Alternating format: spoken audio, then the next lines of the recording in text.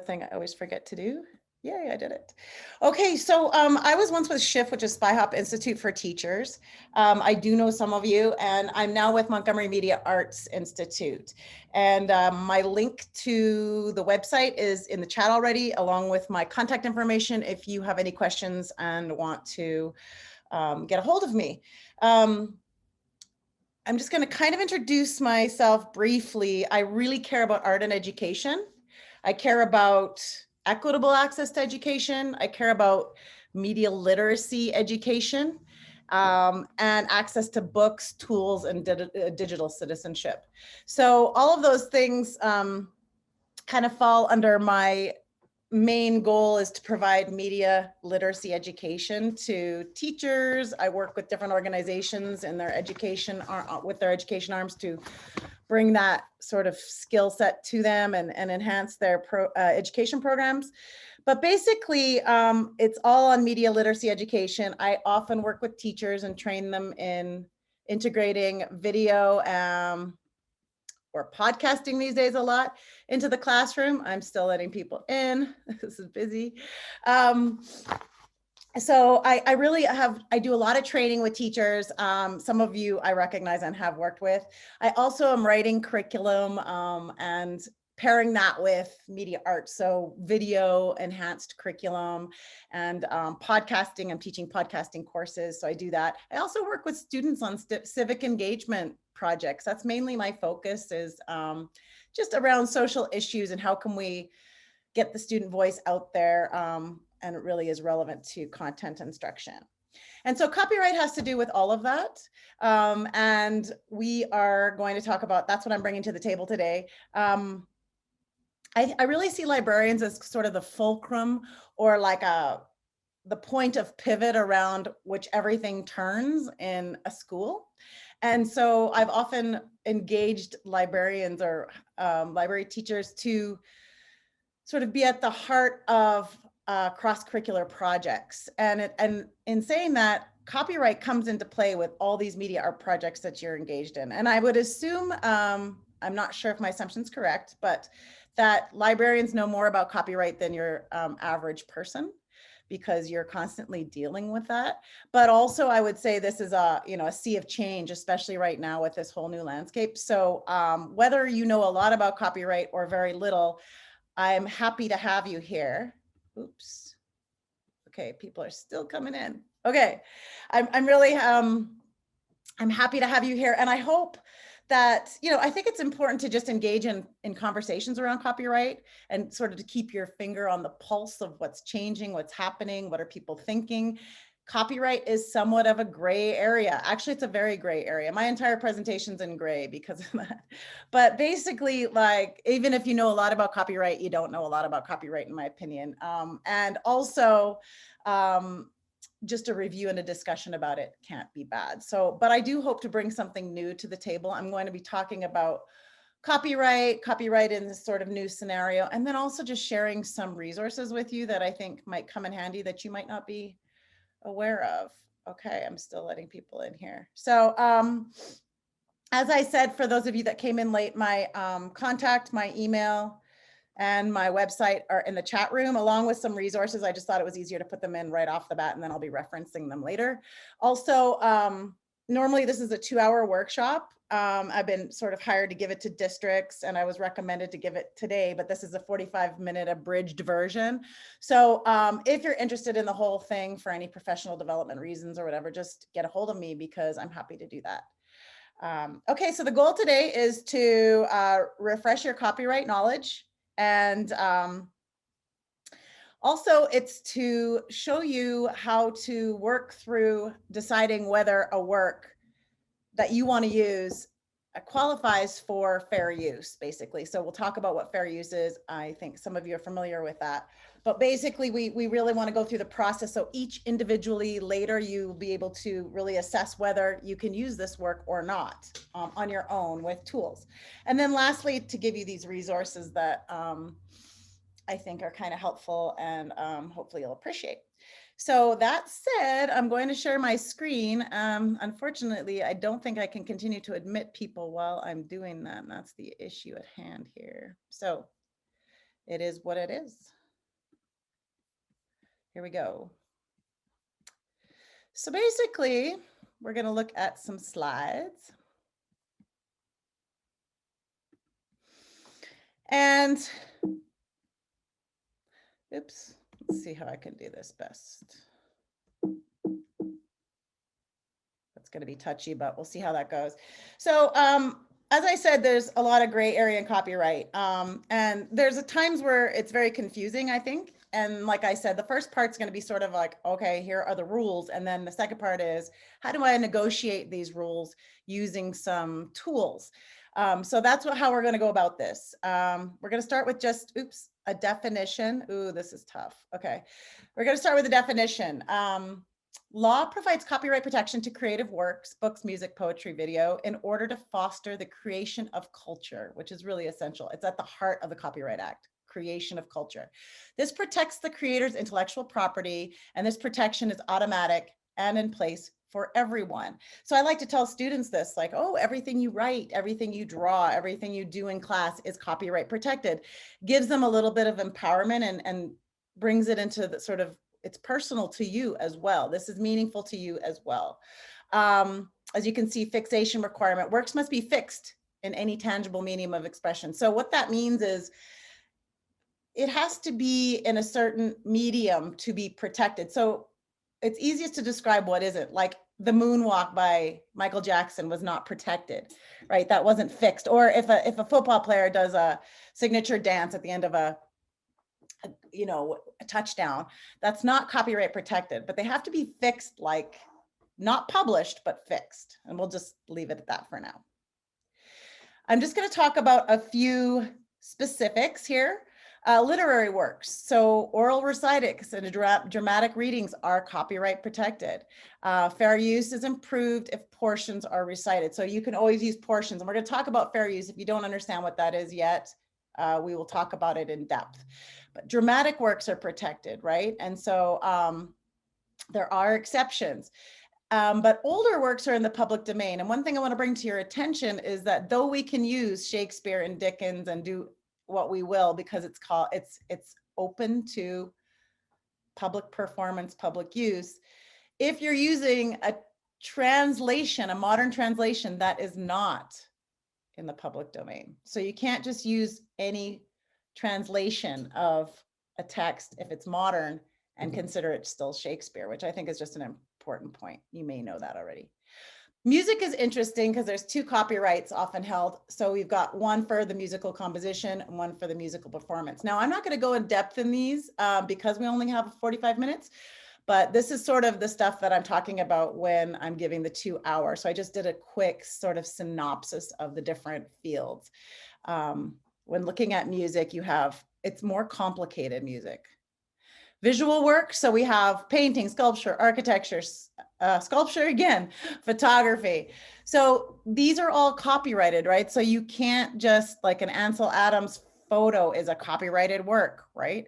But if we look at this Mona Lisa, she's got the mustache on, and that was Duchamp who did that back in the day. And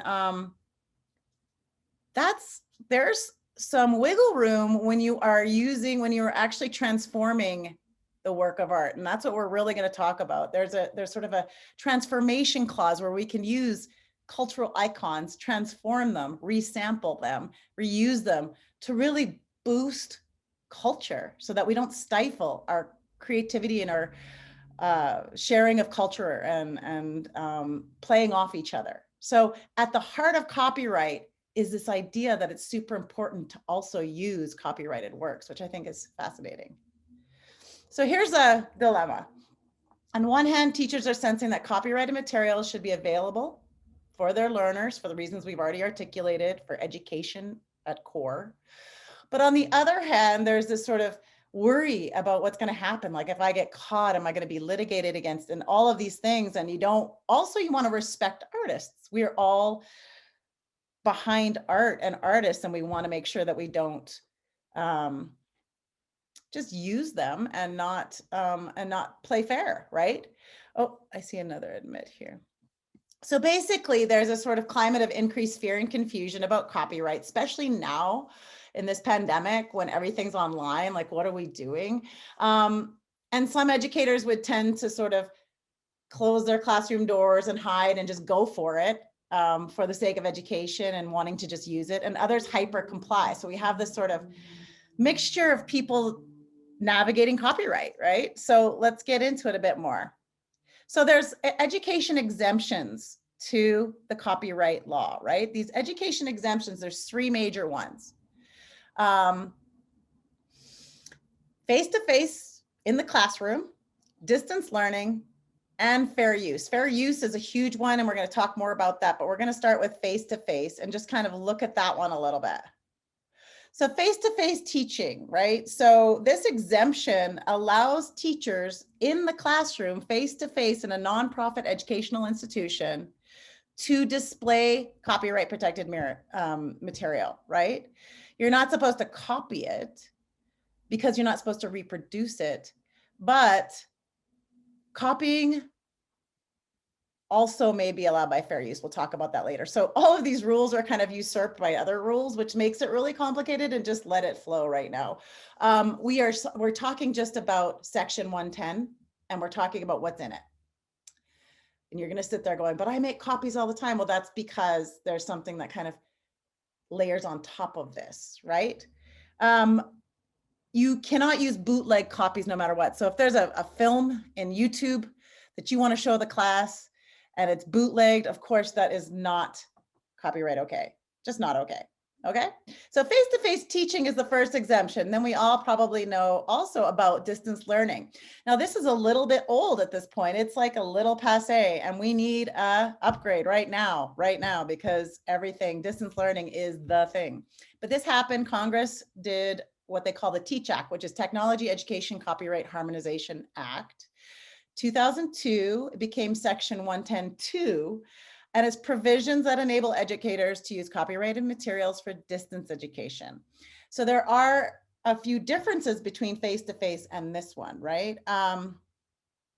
One of the same things is that it's for a nonprofit educational institution, so you must be that for the TEACH Act to apply. The educational institute on whole must institute policies regarding copyright. So you need sort of a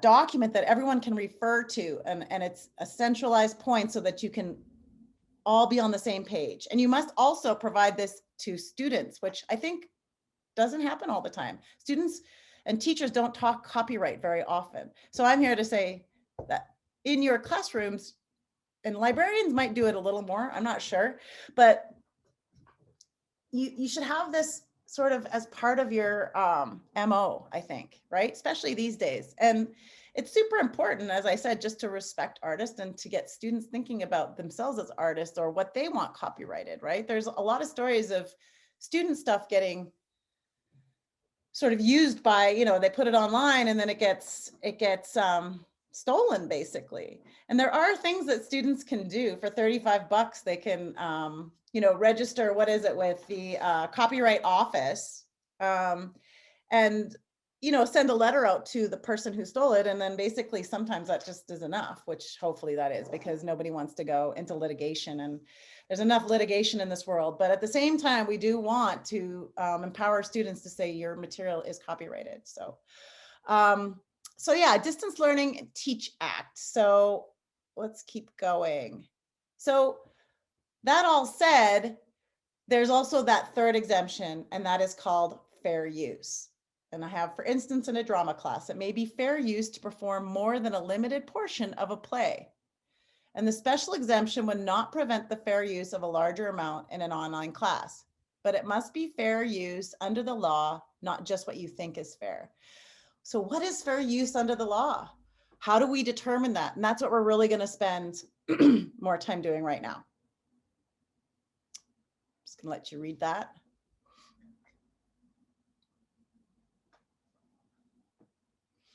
And really what's happening is this particular CMSI, Center for Media and Social Impact, has done a ton of work on sort of telling teachers we need to better know copyright, and we need to understand our fair use rights, to take copyright back, to really bring as much as we can in terms of creativity and culture into our classrooms and not be scared. So in order to do that, we need to know about it. So I'm going to play this video a little bit here. I don't know that I'll play the whole thing. We'll just start it.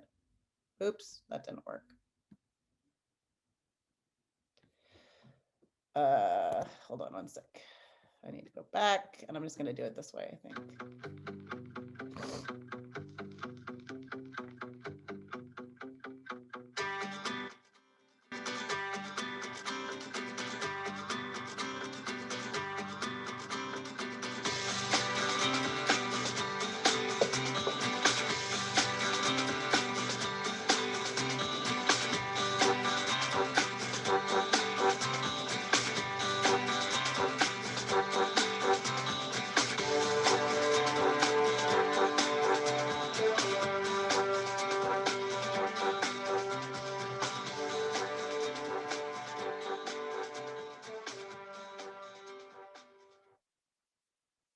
I heard from a teacher who had heard from another teacher who had gotten an email about somebody who had heard something at a meeting where it was actually possible for you to get in trouble for using videos in the classroom.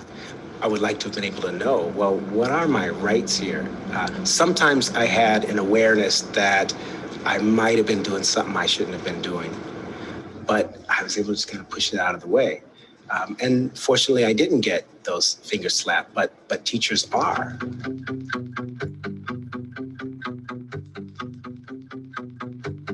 A teacher that uses his guidelines may have very good intentions, but in fact, what they end up doing, whether they're aware of it or not, is they're relinquishing their opportunities under the law.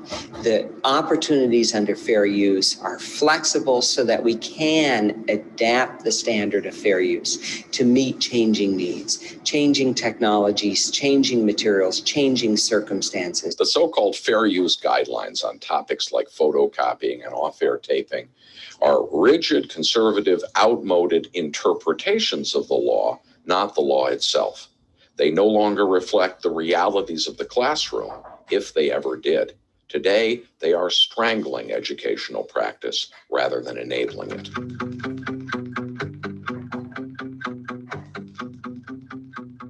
The specific exceptions that copyright law provides for teaching are too few and too narrow to cover many common and important educational practices. So to do their best work, teachers also need fair use. Documentary filmmakers defined what they meant by fair use. And now, using their code of best practices, they are able not only to lower their costs, but to make better work. What constitutes fair use depends on the situation. Broadcasters and journalists understand how the doctrine applies to them, and so do documentary filmmakers. Now, the media literacy community is figuring it out, too. They've come together to create what teachers really need, not a rule book, but a code of best practices to guide them and their students in making their own wise decisions.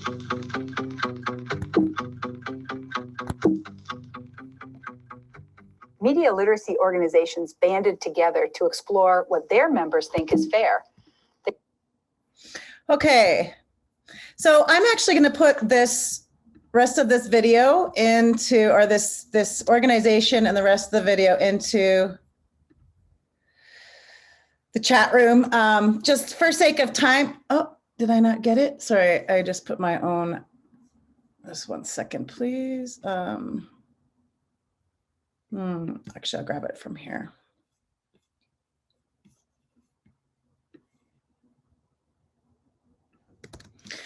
Okay, sorry about that, a little bit rocky with my approach here. Okay, so if you want to watch that, it's just a YouTube link, but it's actually also on that CSMI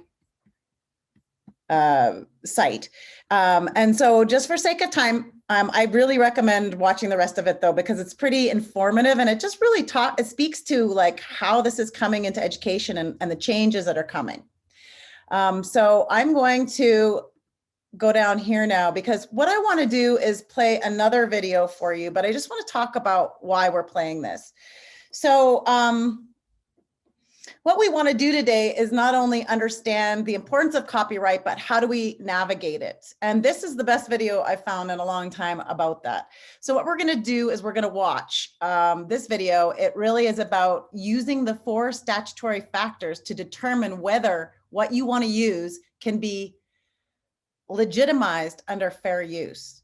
And then I'm going to ask you to answer a question of the month, a copyright question of the month. So if you want to take notes while this video plays, there's some information that's good, and it's about 5 minutes long. So hang in there and we are going to get this done. Oops, I'll just go into present mode. This is all a little bit rocky.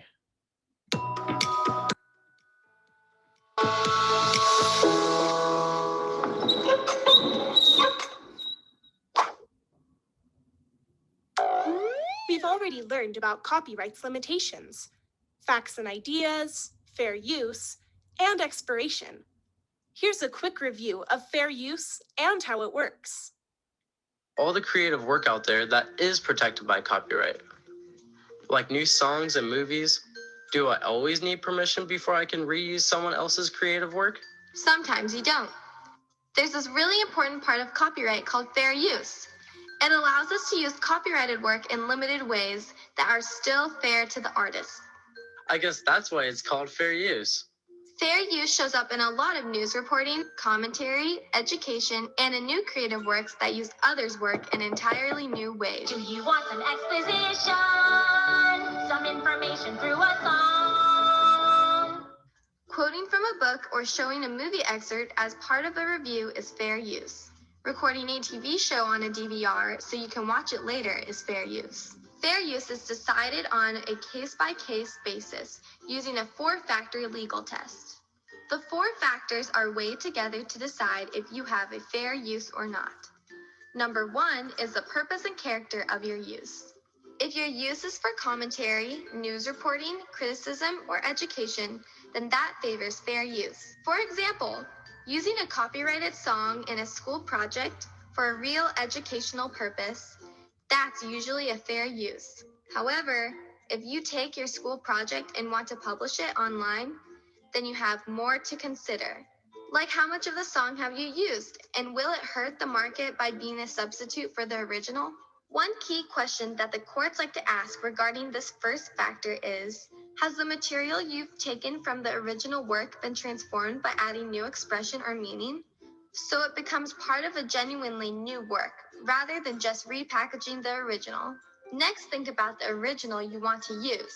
How creative is it? Is it highly creative or just a bunch of info? The more creative and original it is, the stronger the copyright protections are.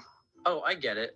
Like Harry Potter is super creative, but a video of facts about fungi? Not so much. Right. Next, ask, how much have you used? Did I use more than was necessary to make my point? Did I take the heart of the thing? These will hurt your fair use claim. Lastly, ask, could my use of this work replace the original in the marketplace? Could it undermine the creator's ability to sell or make money from the work?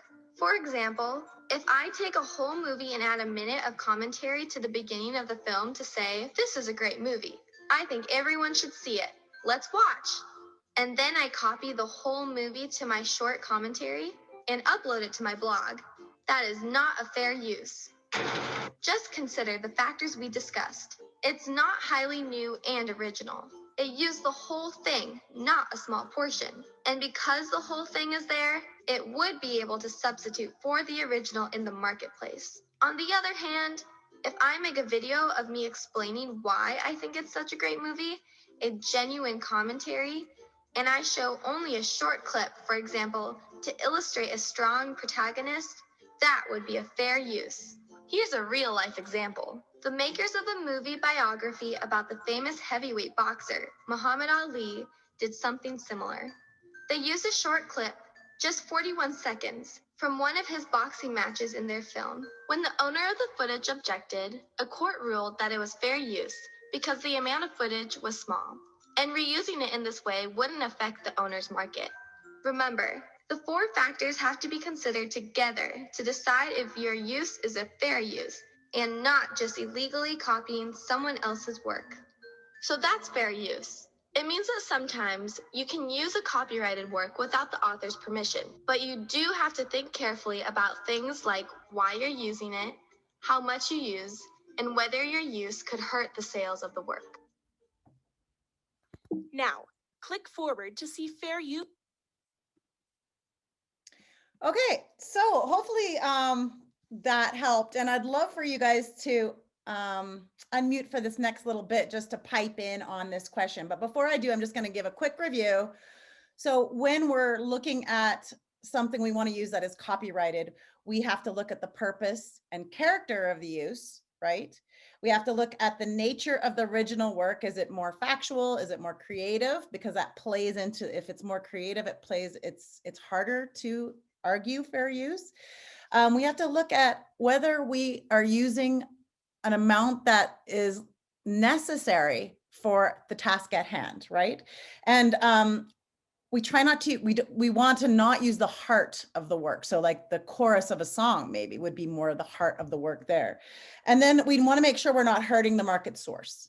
So the idea of this is that you don't use one or the other, you use them all, and you get used to asking all of those four, you use all those four factors. And I want to throw a fifth one in, which is transformative. You saw a little bit of transformation, like where you're using a portion and you're putting it into a collage. If you're doing a musical on stage performance, if you do the whole musical, that's not fair use. But if you do portions of it, maybe different sections, and you put them together, you're transforming that, and you're using the right amount, etc. You're not exactly replicating the original. So that is a better fair use argument. So when you're doing this, I encourage you to get schooled in how to design fair use arguments. And now we're going to do a quick activity. Oops. Is it this one? Yeah. No. Sorry. It is this one, I think. Oh, that's the same one. Okay, let's try this one. Okay, here we go. It is a little hard to get around for me today, but okay. And what is this? I do not know. 1 second. Let me just refresh that and see if I can get rid of whatever code is coming in on the side there. Oh, well. Okay, so here it is. And I'm asking you guys this. I'm a grad student in communications, and I'm comparing the framing of news in various venues, okay? I'm comparing the framing of news in various venues. I want to publish my results on an online journal where I can use different media, radio, podcasts, TV, newspapers, magazines. What are the rules about how much I can use for free? I'm on a small stipend. My university won't pay for licensing, even if I could get in touch with the outlet's licensing arm. Thanks, Yi.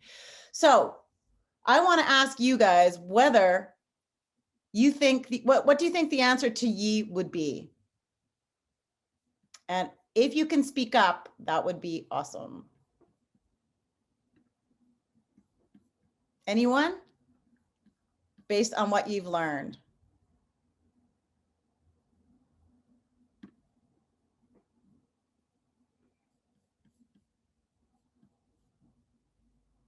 Okay, well, no one's speaking up, but I will show you the. Actually, can I ask a question on that question? I guess what I'm confused about her question is she wants to use different media. Is she saying she wants to take certain radio stories, podcasts, TV, and put it all in her assignment? Yeah, clips of it, exactly. So she wants. Okay, so they're just clips of it, right? Not the entirety of the work. That's what's confusing about this question. Oh, okay, good. Thanks for clarifying or asking. Yeah, so she's going to compare these frames of news, and she's going to take clips of these different things that are all so it's almost like this radio piece, this podcast piece, this TV piece, this newspaper piece are all talking about one issue, and she's comparing how they frame it.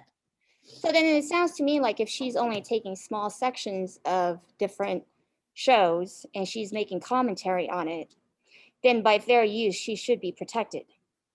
Okay, I think that's a great, and when you say by fair use, what aspect of fair use would you say allow? Well, one, she's making a genuine commentary on the different aspects. She's transforming it because she is she's creating a project of her own. And it sounds like her assignment is something about framing news. Yes. As long as she's giving examples that are snippets of each, then that's that limitation on how much she's using, right? That's right. So all of those nailed it. things would protect her. You nailed it, right? So here's the answer, right? It seems you have a strong argument for the employment of fair use. The robust doctrine in the US copyright policy that allows free use of copyrighted material under some circumstances. There are no fixed rules or numbers for how much you should take, which is all this myth of like, I could take 15%. Everybody has different, there's no fixed rules, right? But there are general rules of reasons, right? And we've already looked at this, but basically a radio news spot is designed to inform people at the time. You are doing something different. You're analyzing its news frame. Once the transformative purpose is established, which you just said, judges look closely at appropriateness, how much you took in relation to the transformative purpose. Sometimes taking 100%, like with a photograph, because you're not going to take a third of a photograph, right, is entirely appropriate. So we kind of bring that into play too. But often you need a short example from the work that you're analyzing. So I just think that's really interesting because it brings up the photograph. Oh my gosh, of course we can't use a portion of that, et cetera, right? And thank you to the person who responded. I really appreciate that. Yeah. What about attribution? Do you have to give credit for the sources that you use somewhere in the presentation or attachment or something like that? You don't so you do. I mean, you do and you don't. So if you're just using under fair use, you're using this sort of what we've just studied, you don't have to, but it's something that we should teach our students to do always as an act of respect. It's not the law, but it's an act of respect. And also when we're talking about the public domain, which we're going to go into in a minute, just attributing artists is a really good practice. It's not law. You know, TikTok is going off with all these different Danas, like, I don't know if you guys know the Renegade, and it's, if you don't, you got to watch it. It's so awesome. And the source, there's no sort of date and time of who did the original work. So the person who did it originally gets completely lost in the shuffle. And there's a big talk on TikTok about just everybody agreeing to acknowledge the source of the artwork. And it's a big movement right now to say it's just right to do it, but it's not law, right? So thanks for your question. I just wanted, since you guys are librarians, I just want you to know that there's a group of library copyright specialists recently released a public statement explaining why they believe that in the current crisis, the reasonable use of copyrighted materials in distance learning will almost always be fair use. So they have published this, they've pushed it out. I will put the link in a minute into, and you can read the paper. But while legal obligations don't actually immediately dissolve, they're sort of calling for flexibility in this time of COVID and this time of Zoom and this time of distance learning that's been unprecedented, right? And we need to be able to adapt, and we need educators to be able to send out, transmit materials that were previously in the Teach Act considered copyright infringement. So I'll let you read that, but the next slide kind of describes it a little bit more. One second. So like for copies to be made, you know, that teachers will be thoughtful about this factor, but not agonize over it, right? And I think I've kind of explained that pretty well. So one other thing though, it's kind of fun, is copyright does run out. And we all have maybe an idea of this in our heads of like when and how long is a work copyrighted for. Well, work created before 1978 was copyrighted for 50 years, right? So some of the stuff like Happy Birthday, which was hugely litigated, but it is in the public domain now. Some Elvis Presley stuff, House of the Rising Sun, which is one of my favorite songs. That's all in the public domain now because the copyright has run out. However, if you guys remember Sonny, Bono, and Cher, he became part of Congress or senator. I can't remember now, but he actually There's a Sonny Bono Copyright Term Extension Act of 1998, and it extended copyright terms in the US for 20 years. So life of the author plus 70 years is the thing after 1978. So what I recommend, since this is sort of fickle and ever changing as well, and there's always that gray area, do your research to make sure that this copyright has run out if you're going to go that route. Okay, but this is just to show you. And the best thing to do is, one, to be original and create your original material, or two, use works that aren't copyrighted, which are in the public domain. So I'm going to show you a couple of resources for finding works in the public domain that I think are fantastic. And one is, you see this double CC, that's copy left. Well, that's Creative Commons. It's sort of this copy left movement where artists say, hey, use my work. I'm going to put maybe some restrictions on that, like you can't sell my work, but you can remix it, you can use it. You have to read all of those when you use these works, but like, this is a huge bank and a huge, beautiful movement of copyright free resources. And you just search whatever you want, right? You click here and you can search, I don't know. See, I don't know why I searched that, but these are all totally copyright free, donated by the artist. If you haven't been in here, and I'm assuming you might have, I might be sort of like singing to the choir here, but I'm going to sing to the choir anyway. And you've got images, audio, video, all kinds of stuff. I think that's just incredible. This is the biggest library, and you guys know this, but the biggest library in the world of digital, and look at the digital collections. It's just insane what you can use. And this is all copyright free, part of the copyleft movement. You can go all through these subjects. You can, they just have an amazing bank here, and it's just wonderful for you to use with students or to help your other teachers use, as you guys are often the go-to for that kind of thing. I want to make sure everybody knows how to do this as a copyright free Google search. And I am going to search cows. Now, the images that come up, if I click images, they come up as, they're not copyright free necessarily, but if I go under settings and advanced search, I've got all kinds of filters I can apply, including aspect ratio, image size, all kinds, but I'm interested today in usage rights. And so I want to go down to Creative Commons license, go advanced search. And one of the things, these are all copyright free. So if I like this one, let's say, I also want to just quickly give you a technical aid. If you're using these in anything that you're creating, collages, anything, just double right click and open the image. Well, this is a terrible example. Okay, in a new tab or a new window, because you'll get a better version of that cow to save. It's bigger, more pixelated, and then you save the image in a right click. Some of them actually open in a new tab. Some of them open in a new window. It just depends on the image. See if I can get one. Let's see.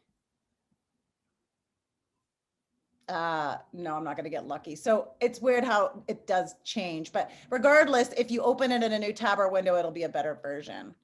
Another really quick resource. I don't know, you guys, I'm sure all go to this site for the city library. And I just wanted to show you this cool online. So let's see, explore.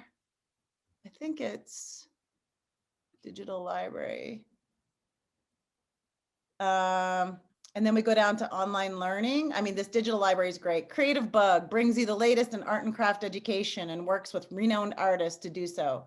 So they get all these licenses that you can use.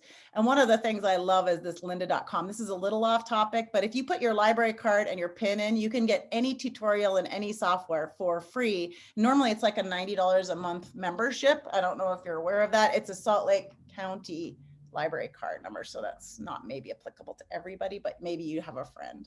So I just wanted to show you the city library is a great resource for all of this stuff that I'm talking about. So in the chat room is also a link to this scavenger hunt. I like to do a scavenger hunt with students. And so I put this resource, it's very simple, but it's a copyright free media scavenger hunt that you can take kids on and get them used to finding copyright free images. So I just put a PDF of that in the chat room. On my website too, you do have my website, and then just go to resources, and there's a curated list of all the royalty-free resources, copyright-free resources that I love. And so basically, you know, Purple Planet is amazing. And the reason I say it's amazing is because I like it so that you don't have to sign up for a membership and you can download super easy. So if you want cinematic music, you listen to a little bit of it. Oh yeah, you like it? Download it, done, boom. Free sounds for sound effects is really good too. We've got Classic Cat for all these classical pieces. I mean, there's a million on here and just check them out. I love unsplash.com for images. You may know this one. Let's look up cows. There's beautiful images on this. I just think the aesthetic is almost the best I've found in Unsplash, and they're all copyright free. So that's super helpful too. I'm going to stop my screen share now. So that's really my presentation. As I mentioned, there's more to this, and we could go into questions and really having discussions about, well, is this scenario copyrighted? Is this not copyrighted? I've got a lot of sort of, you know, what happens in performances, student performances, and when we transmit those, certainly on YouTube, that's an issue. Can parents watch them and all that? And we go in depth in the workshop on all of that. But for today, I hope I gave you an introduction to navigating copyright. Just in the last 3 minutes, does anybody have any questions or just want to say hi? I recognize some of your names. Catherine.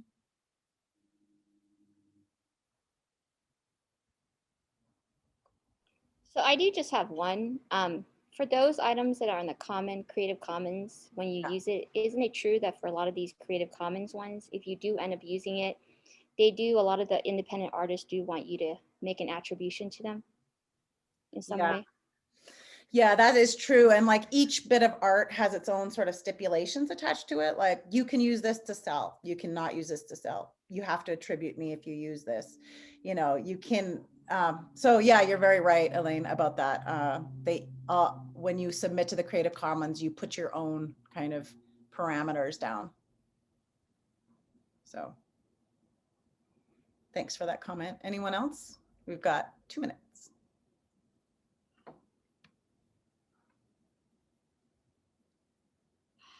I've got one. In our libraries, at least in Davis County, we're doing a lot of the social emotional, you know, we set up rooms or whatever. And like in my library, I have a video screen going with a YouTube with music and, you know, relaxing scenes kind of thing.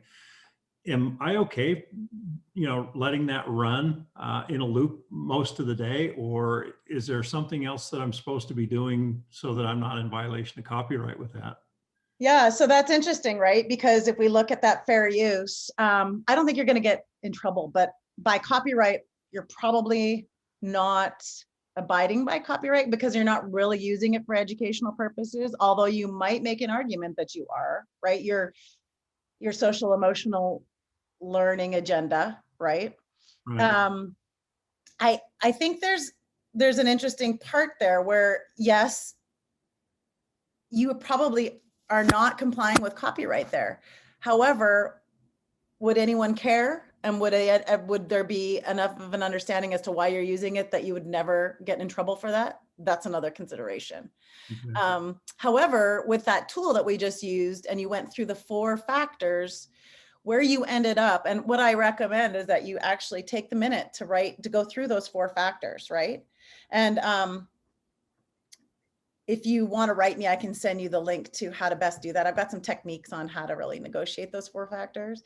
But basically, if you went through them, at least you'd have your argument down as to why you feel justified to be using copyrighted material like that in a loop, right? And so you'd want to maybe have that in your folder. I like to have a folder when I do projects. I have a folder with my arguments, and that might be over the top, but I like to just think through it myself too. And whether I'm complying. And I do a lot of NPR affiliate podcasting. So I use copyrighted music and I never get, you know, you can't write Van Morrison and ask him, I'm doing a piece on Northern Ireland, can I use your song?